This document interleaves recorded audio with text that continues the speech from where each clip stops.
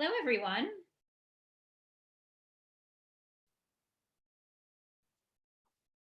Just let me know if you can hear me.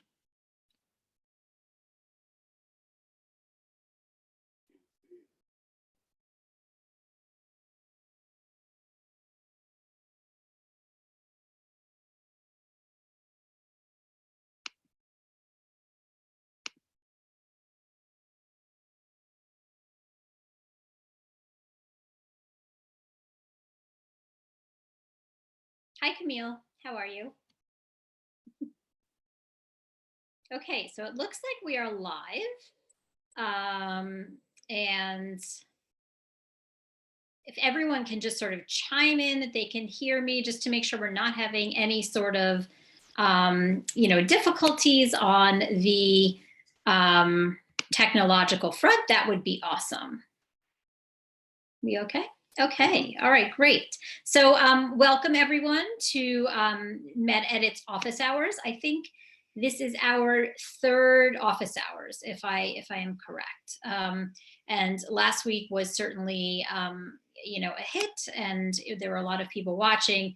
It does seem that it takes people a little bit of time to actually get on board and to chime in. So we will give people a little bit of time to sort of to check in and to log on. So but I think what I will do is I will first answer some of the questions that have been sent to us in advance. And so yeah, it did. Thank you, Dominic. So it didn't, hold on just one second. It did not go to the other room. So apparently there are 18 people waiting in the other space for us. So if you could go there, then it would be good if we could let them know to come here. How do I get there? Yeah. All right, hold on, everyone. We can't quite figure out how to get to the other meeting room, and that's sort of our issue. Okay, I will go there right now. Yeah, there are 18 people waiting here. Okay, I will write in.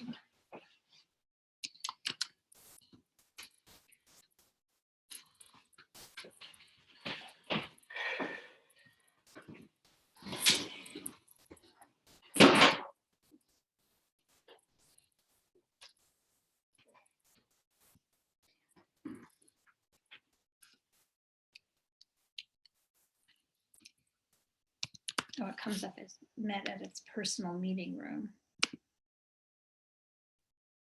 Okay. All right, I'm not sure. Okay, so there are 10 people here. Hopefully everyone else will come over here. Oh, the link from the email is the one where they are.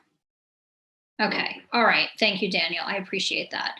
Okay, hopefully everyone will come over here and will join us here once they see our message. We're still having some technological difficulties about how to link when we actually go live, how to link to that space. So we're gonna have to get in touch with Zoom to kind of figure out how to do that. And I apologize for the technical problems, but thank you everyone for, for paying attention and for keeping us in the loop in terms of what's going on YouTube. So I appreciate that. Okay, so let's, I encourage everyone, if you have any questions, to post them, on the chat, because I'm following that chat, and we also have other people following that chat. So if you have any specific questions, please post them in the chat. As far as developments this week, there really weren't any sort of, unexpected or huge developments that happened, in the past week. As everyone knows, I think at this point, MCAS has delayed their submission date to medical schools, which is giving everyone a bit more flexibility in terms of when they actually, need to submit their primary applications by, because, you have two more weeks of room. Of time in order to do that. The USMLE, we're still, sort of waiting to see what happens with USMLE in terms of rescheduling those exams. And they are working with medical schools and coming up with some alternate plans for that. So anyway, so if you have any specific questions about recent developments, there was nothing else sort of huge that happened this past week. I'm first going to go to our questions that students have sent in advance and ahead of time, so we can sort of address those. So there's a lot of anxiety right now surrounding the residency admissions process. And, for right now, these office hours will be covering both residency and med school. If they become increasingly popular, then we will divide up office hours into these two different divisions, because obviously what students want to know and what they need to know is very different depending on the stage where they are in the medical education continuum. But there, because everyone is asking residency programs to conduct virtual interviews, and we suspect that the medical schools will all be conducting virtual interviews this upcoming season as well.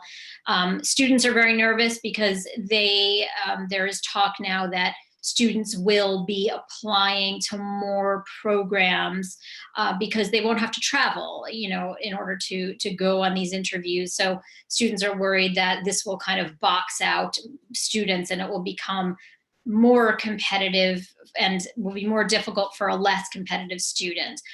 What I have to say to that is a traditionally very competitive program is obviously going to be still interviewing the majority, very competitive students. By the same token, less competitive programs, if they suddenly start getting, more applications than they've gotten in years prior, they're going to know that they will have to sort of sift through those applications a bit more carefully, and they will ensure that the people whom they're interviewing are around the same level of competitiveness as they've traditionally had. So in other words, I think that I understand everyone's anxiety and that they're nervous about this with everything that is changing, for rising fourth year medical students in the residency application process. But I think that programs are smart, program directors are smart, and they're going to look at patterns and they're going to figure out a way to make this equitable. And they don't want to be interviewing applicants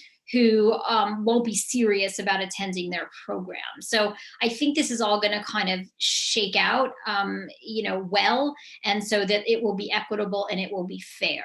The last thing that programs want to do is just use all of their interview slots. It's not like they're going to have an infinite number of interview slots just because these interviews are becoming virtual. Faculty are still busy clinicians and they have limited time. It's also not as if these interviews are just going to be a free for all where someone's just going to say, oh, let's set up an interview with you, whenever you feel like it. I suspect that interview days will still be structured, that you will have different talks by different people. And, it's not as if they will be interviewing more people necessarily for the number of spots that they have in their program. So I think that, just like so much else that's going on this year, we sort of have to wait and see how this happens. But I can tell you, having been on the other side, reviewing residency applications, I worked on in both medical school admissions and in residency admissions for quite a while. I can tell you that the people power that is necessary to review applications is tremendous.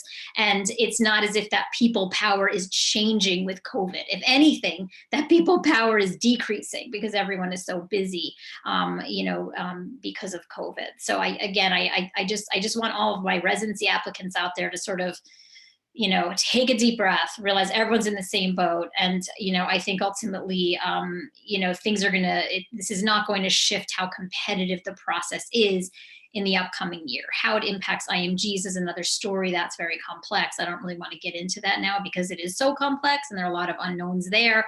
But certainly for US medical students, I don't see many changes coming up. If anything, you're just going to have,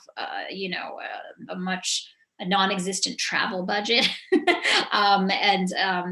obviously, doing well on a virtual interview, whether that's for residency or medical school, that will be a skill. That's something we certainly have been helping students with for a very long time. And also the residency programs and the medical schools are going to have to sort of figure out how are they going to evaluate people virtually, because it's a very different way of evaluating people.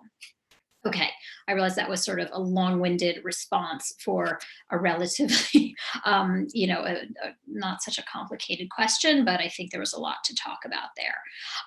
In terms of, I have a question about Canadian applicants to U.S. medical schools. Are there particular schools that you should apply to? This person specifically has stats of a 516 on the MCAT, with the lowest score being in CARS, significantly lower from the other scores, and a GPA of 3.86. The one place, as I say repeatedly, that a low score is forgiven is in CARS, and with the other scores of 130, 131, and 131, that's actually a pretty great MCAT score, honestly. So certainly, there are many schools that are Canadian applicant friendly. And what we encourage you to do is to go through MSAR to look at all of the schools that will consider international or Canadian applicants. Now, again, when schools say they consider internationals, we find that most schools do not consider really internationals, they consider Canadians, and to call those schools and actually find out, have you accepted any Canadian students in the past couple of years? And certainly schools that are within your ballpark of MCAT overall and GPA, those would be schools that would be safe for you to apply to. Okay, let me go to YouTube and just see, because there are definitely a lot of questions here. Okay, so Dominic asks, would a pharmacy technician or an ophthalmic tech be considered good clinical exposure? That honestly is considered great clinical exposure. Our students who worked as pharmacy technicians, I think that they get a really good window into how medicine is practiced. As a pharmacy tech, you understand a lot of patients are coming to you and they're asking you really medical questions. And you, as a pharmacy tech, you sort of, get this idea of what's the patient perspective, right? When they go to the office and they get instructions from a doctor, what do they understand about those instructions? And what do they understand about the medications they're taking? And what are the challenges that face those patients? What are they complaining about? What are their concerns? What are you observing in them? So, and the same thing goes if you're an ophthalmic tech, like, you're learning about medicine, you're learning about comorbidities, you're learning about the challenges facing patients, and you're getting good clinical exposure that way. I wouldn't say being a pharmacy tech is really clinical exposure, but it's exposure to the community and it's exposure to medicine in a really distinctive way. And we have worked with students who have worked in both of those positions, who've done very well and who've written beautiful essays about those experiences, working with people in the community and sort of understanding the challenges that they face. So that's actually, those are both great experiences. Someone asks about admission to the Icahn School of Medicine at Mount Sinai. Icahn is a selective school. It's in the top 20 to 25. I have to review the U.S. News data, based on U.S. News and data, U.S. News and World Report data. What are they looking for? They're looking for students who are incredibly committed, just like all medical schools. They're looking for academic excellence. They're looking for students who have challenged themselves with regards to their academic rigor, who have excelled in the sciences and maybe in other disciplines as well. Most top medical schools really value research of some to some degree. A lot of our students who get into top schools definitely have what we call a spike in their research experiences.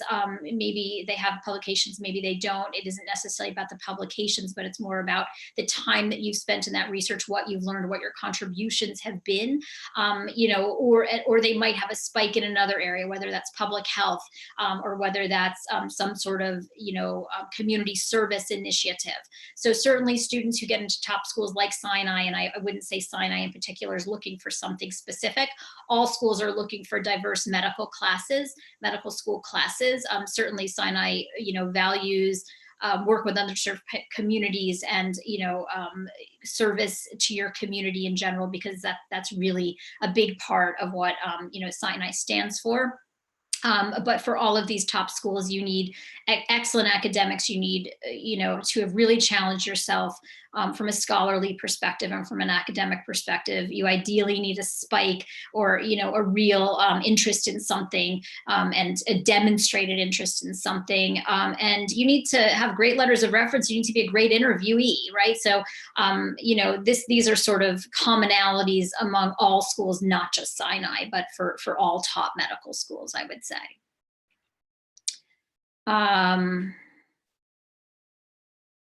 Okay. On TMD SAS, do you recommend repeating activities in different categories? Also, when it comes to diversity secondary assisted admissions panels, like emotional or technical writing. TMD SAS has some new rules in terms of, what you're supposed to repeat. And I would have to review those rules. Actually, I don't remember them off the top of my head. But, they last year, they instituted some new guidelines in terms of which activities you were supposed to repeat. And those guidelines were a bit more conservative than what they've been in the past. So you weren't repeating activities in every single category for which they were, for which they fit maybe, but I would have to go back and review that. Now, when it comes to any type of secondary essay, do admissions panels like emotional or technical writing? And they like both, right? The key thing with secondary essays, and what we always tell our students, is pay attention to the prompt. The prompt will sort of guide you to what the school is looking for. If a prompt is straightforward, give a straightforward response. If a prompt is asking for something that maybe sort of evokes more of kind of a creative piece or more of an emotional piece, then do that. Okay, the biggest mistake that students make when composing their secondary essays is they don't address what the prompt is asking. So they might write one size fits all secondary essays, which is something we discourage, and then they might try to fit that essay into a certain prompt, and when it doesn't really fit, so that's sort of the biggest mistake that you can make with regards to your secondary essays. Okay, let me go back to our questions. Hold on. Okay, so someone asks, is it legitimate for one of my most meaningful activities to be about my curricular/extracurricular time? And for this person, it was, their time when they studied, I believe, in the United Kingdom. And, they're saying that, they visit a lot of museums, traveled to a lot of different countries, had a lot of different cultural experiences. What we explain to everybody is your most meaningful activities should genuinely be your most meaningful activities. So if traveling to the United Kingdom and studying there for a semester was really one of the most significant things that you have done during college, then yes, you should write about that, right? You also want your most meaningfuls to be somewhat balanced. So you don't want all of your 3 most meaningfuls to be about things that are completely unrelated to medicine. But we find that actually students who have one most meaningful that is related to something outside of medicine, it kind of, it adds a little bit of diversity to their application. Now, doesn't mean that if you don't have that, you're not diverse, right? There's some students who've done a ton of clinical work, who, done a lot of research and a lot of community service. And so all of their three activities, fit into one of those categories. But for many students, they might have a most meaningful experience that is not related to anything that medical school admissions committees are, quote, looking for. And that's completely okay. It's about how you write about the experience, what you gained, why was it significant to you, and why was it meaningful. So that's really important. Okay, this is actually a great question. I just got this via text. It must have been posted elsewhere. But what volunteer opportunities can be performed virtually? There are so many great virtual community service opportunities out there. Many states are looking for COVID tracers, and you can volunteer or you can be paid. Obviously, the paid positions are being scooped up, because there are many people out there who have no income right now, who really need that income, but they're all looking for volunteers to do this. So that is a super way to volunteer, and you can just sort of Google that, COVID tracer. There are also a lot of crisis hotlines that will take volunteers. And for those, you actually need to do, typically 20 to 30 hours of training. And, as long as you're 18 years or older, you can participate in these, as a crisis volunteer. There are many different hotlines, and obviously, because of everything that's going on in our country, I would imagine that those crisis hotlines are pretty busy right now.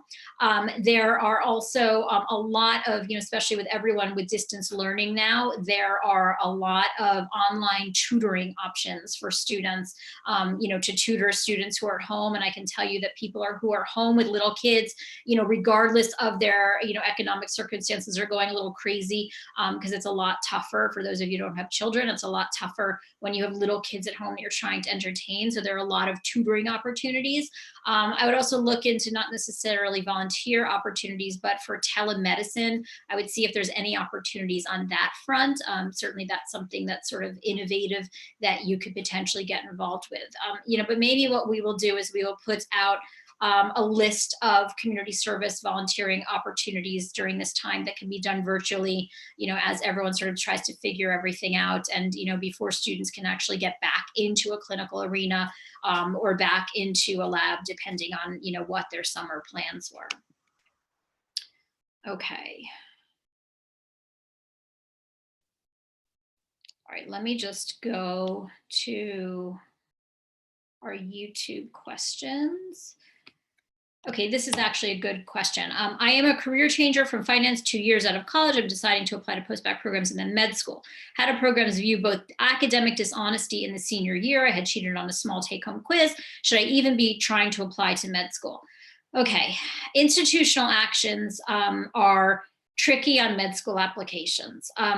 As maybe some of you out there know, there are many times where a student might have a violation of some sort that does not appear on the transcript. We deal with this all the time with students. And it might be something, like they were caught drinking their freshman year in their dorm room, and it was a conduct violation, and it technically isn't on the transcript, and it technically wasn't an institutional action. And the school tells you, well, you technically don't have to report it. And then MCAS tells you, well, you should report it. And there's sort of, there's no clear sort of what should you do.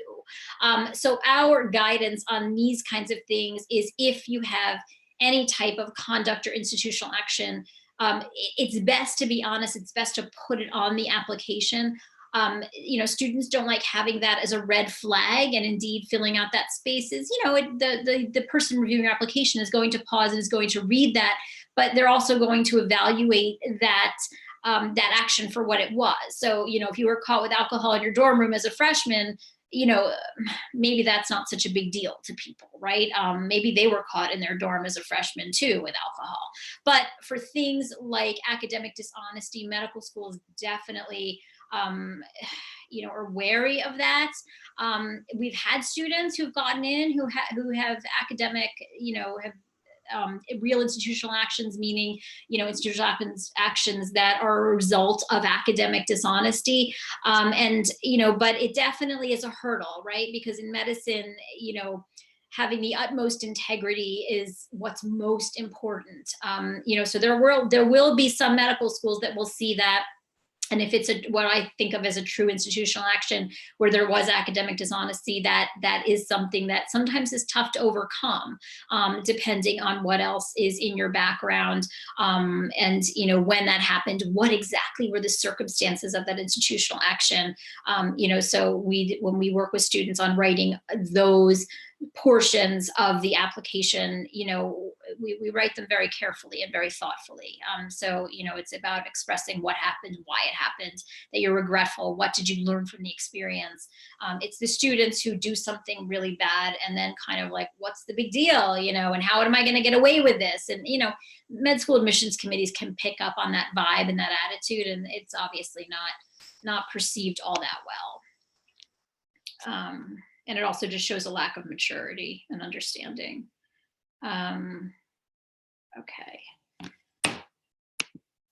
Okay, let's see. All right, what are the minimum numbers of volunteer hours and shadowing hours are acceptable? This is a very common question. We discourage people from focusing on absolute number of hours. I was literally on the phone with a student today discussing this. It really depends on what you're doing. So for shadowing, for example, sometimes you might be shadowing a physician who is wonderful and who teaches you a lot, and every day you learn something new. But a lot of times shadowing is sometimes a little boring, sometimes a little dull, depending on the person you're shadowing. And you might sort of feel like you've maxed out your learning or sort of plateaued on your learning after 20 to 30 hours of that experience. So we really discourage students from focusing on the absolute number of hours, but more on what is the quality of the experience, and what is the diversity of the experience. So like, I would rather that you shadow, let's say, 3 different physicians at 20 hours each, and learn about different specialties in medicine, or learn how the same specialty in medicine practice in different places, rather than, for example, shadowing one physician for 60 hours. Okay. Ditto with sort of the number of volunteer hours. It's about the quality of the experience. What are you contributing? What is the impact that you are making through that experience, and what are you learning through that experience? So focus less on absolute number of hours and more on impact and learning and lessons learned from whatever the experience is.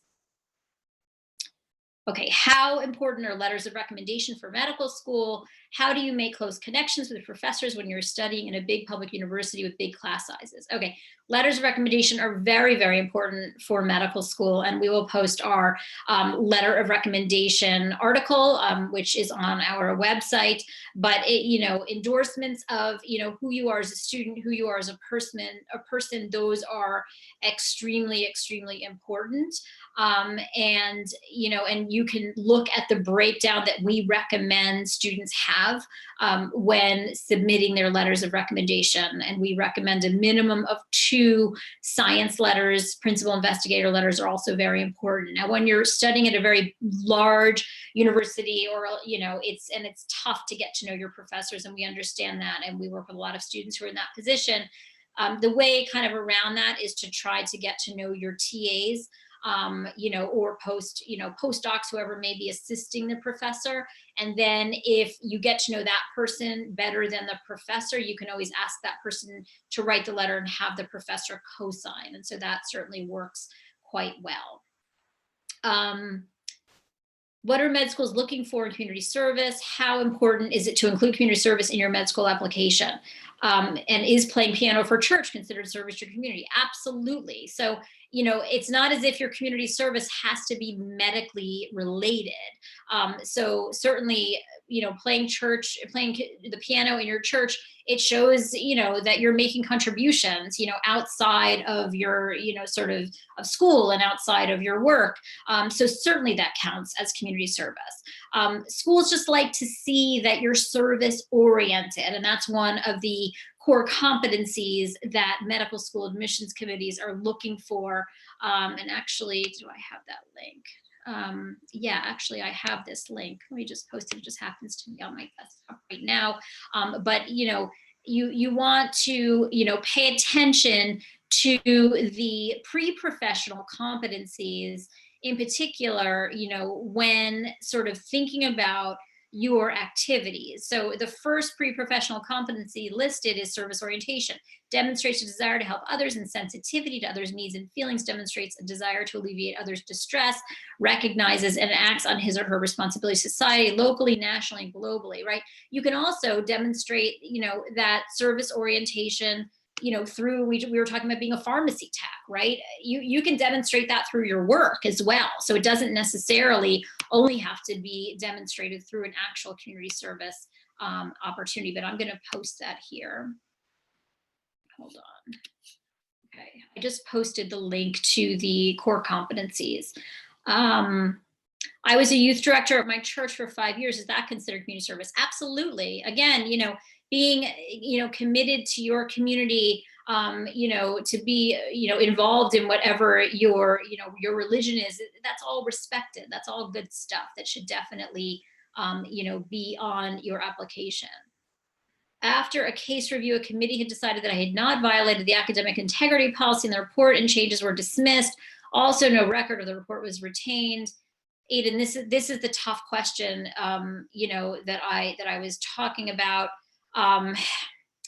AMCAS is going to tell you need to report that, you know, that even if it isn't on your academic record, even if it's not on your transcript, they are going to advise you to include that, you know, on your AMCAS application. And again, you know, this is something that goes back and forth. The teacher had a suspicion.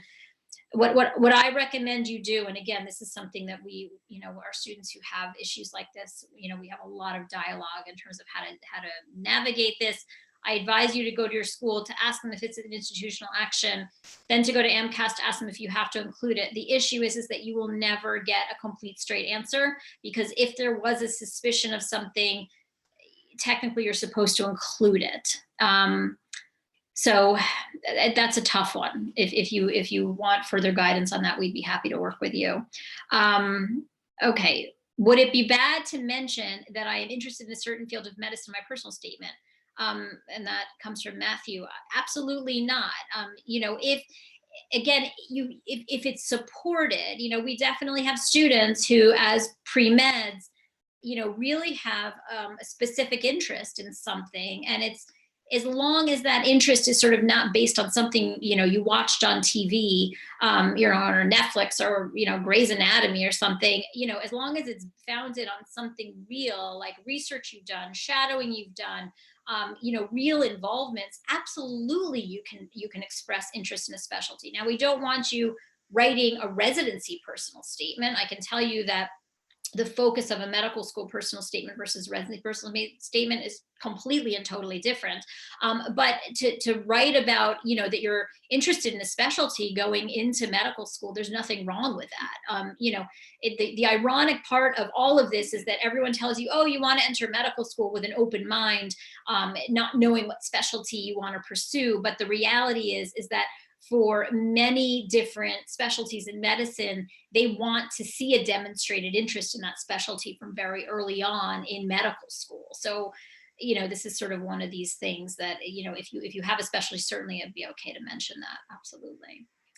I am planning on taking the MCAT on August 1st. Is this date too late for the current application cycle, or is it still viable due to recent events? Okay, I have another video on this. I'll have to find it. August 1st is the latest date that we are recommending that students take the MCAT, and that's perfectly fine for this cycle. Now, why is that? The August 1st date is going to have an expedited score release. So essentially, if you're on top of things, SA in DC, if you're on top of things, your MCAT score, and, you know, should basically hit the admissions offices the same time that your secondary essays are complete. And because AMCAS is now going to be 2 weeks later, is going to be sent to medical schools, transmitted to medical schools 2 weeks later than was originally planned, the entire timeline here is going to be pushed back a little bit. And it's possible that it could be pushed back even more. So, you know, the AMC was reporting that when registration for the MCAT opened, I think that was May 8th, that they had more than 62,000 people registering for the MCAT on that date versus 10 to 12,000 that they usually get when they open a registration. So, you know, we don't know yet if this year is going to be more competitive, is going to be less competitive. I think that many students like you are going to feel somewhat intimidated by everything that's going on. There's a lot of unknowns, and there's going to say, you know what, I'm just going to wait till next year. All my plans have been canceled for the summer. You know, this is just too much. I'm just going to wait. So my gut is that there will probably be fewer applicants this year, but I think in some way, this could be a really advantageous year to apply if you have all your ducks in a row, because I do think admissions committees this year are going to be very forgiving. I also think there are potentially going to be a lot of, you know, secondary essays about how did COVID impact your plans, and, you know, how did it impact you on, you know, and as we know, AACOMAS, the osteopathic application system, has a COVID essay as part of their primary, you know, but I think that many allopathic schools will have this as a secondary essay. So I think there will be opportunity to express this. And we have to, you know, if this year is less competitive, that means next year's more competitive. So obviously this is all just speculation on my part, but I do think, it's possible that that's how things could shake out this year. How should I write about my gap year plans in secondaries when I'm not sure yet due to a lot of hiring processes being halted right now? Med school admissions get this, Tammy, and they understand. And again, it just like everything in this process, just be honest. I was planning on scribing this year. I was planning on doing clinical research this year. I was in the process of interviewing for positions, in March when everything was put on hold, right? You just have to be honest. Everyone gets this. Everyone knows there are hiring freezes. Everyone knows that students are, sort of all these type A pre-medical students who, are just doers, that they have less to do. I mean, everyone knows this. So just be perfectly honest. That's all.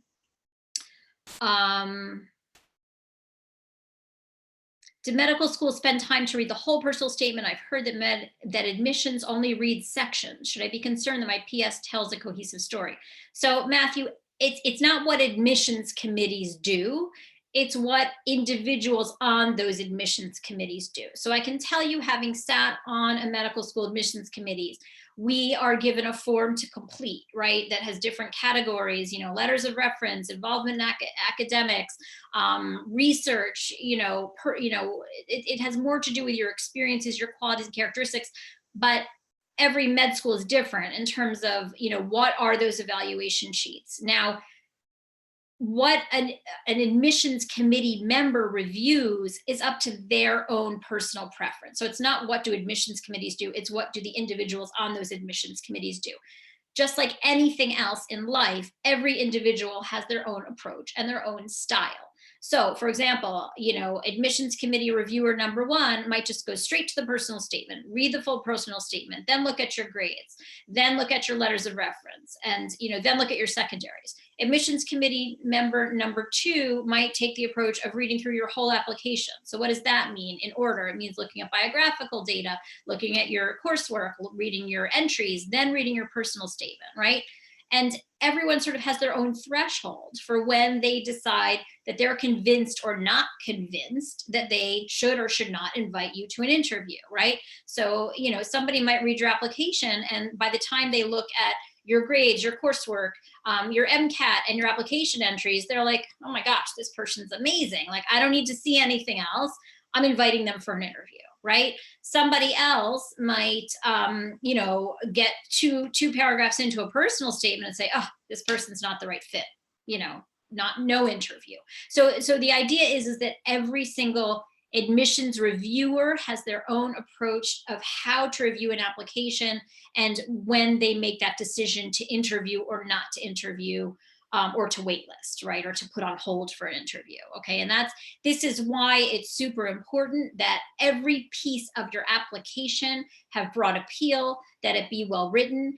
So certainly your personal statement has to tell your narrative, it has to tell your story, and it has to be well written.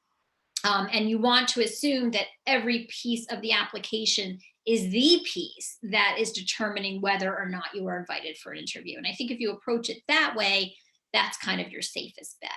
Okay. Okay. How do you fill out the activity descriptions for TMDSAS, which everyone knows is the application system for most of the medical schools in Texas, except for just a couple? TMDSAS only gives you 300 characters, but AMCAS gives 700 characters, which lets you tell a story. That's absolutely right, Vin. So the TMDSAS application entries are only 300 characters.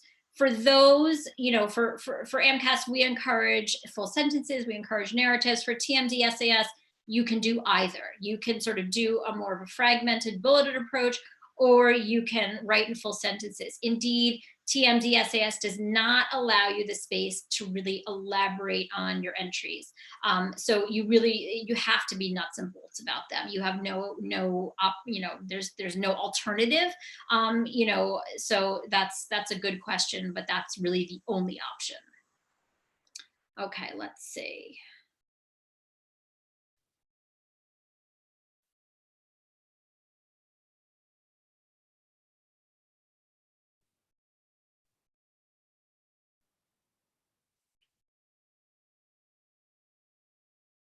I'm just looking through these questions. Okay. For a student with middling stats, so middle of the road stats, but strong activities, experiences, non-medical work, cultural experiences, research, would it be wise to apply to a school with higher stats? Now, it really depends. You know, most medical schools will have cutoffs. And it's sometimes schools will publish what those cutoffs are, but not all schools will disclose what those cutoffs are. So assuming that your stats are within range for a medical school, certainly then your experiences can sort of, get you the interview.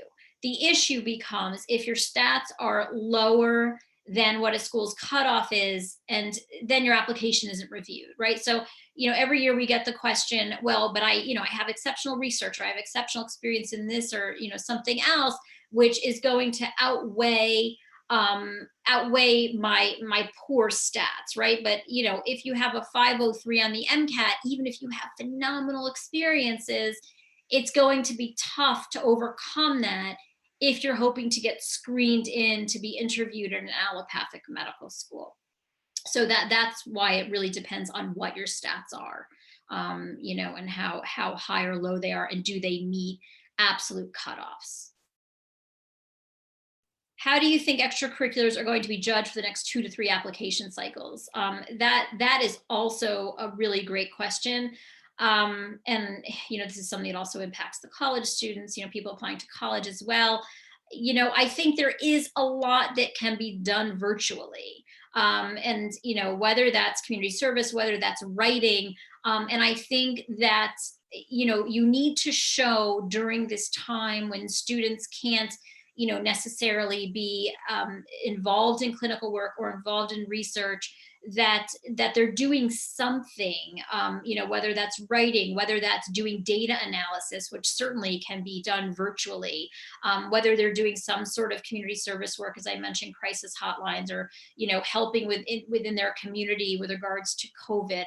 So, I think that it's not that extracurricular activities will be evaluated, it's that the evaluation of them is going to sort of shift. So the emphasis that that extracurricular activities are going to have during COVID is going to be very different and than it has been in the past, right? So students aren't going to be able to be doing shadowing, most likely this summer, research, and all those traditional pre-med activities. They're going to be doing some somewhat non-traditional activities. So just do something is really the bottom line. So Dorsai, I hope I'm pronouncing your name correctly, asks, my MCAT scores will be out in August. Do schools look at my application before my MCAT score arrives? Most schools will not. So if your scores are arriving in August, this is not late, especially for this application cycle. In past application cycles, that might have, made me a little more uncomfortable, but this application cycle, that's perfectly okay. The vast majority of schools will not be evaluating your application until those MCAT scores are in. Now, if for some reason, MCATs aren't happening this summer, but right now it looks like things are improving on that front and everybody will be okay in terms of taking their MCAT. If MCATs can't, students can't take them for whatever reason because they're, COVID, there's a COVID resurgence or something like that, then there obviously med schools will reevaluate that in terms of when they will be evaluating applications. Will they be evaluating applications without MCATs and things of that nature? But for right now, it's seeming that that the med schools will be evaluating applications with MCATs. And if that changes, obviously we are going to, be in touch with everyone, and we'll post that here. High school senior who just got admitted to a BA MD program with no MCAT requirement. How would you advise they spend their undergrad years in order to get a great residency?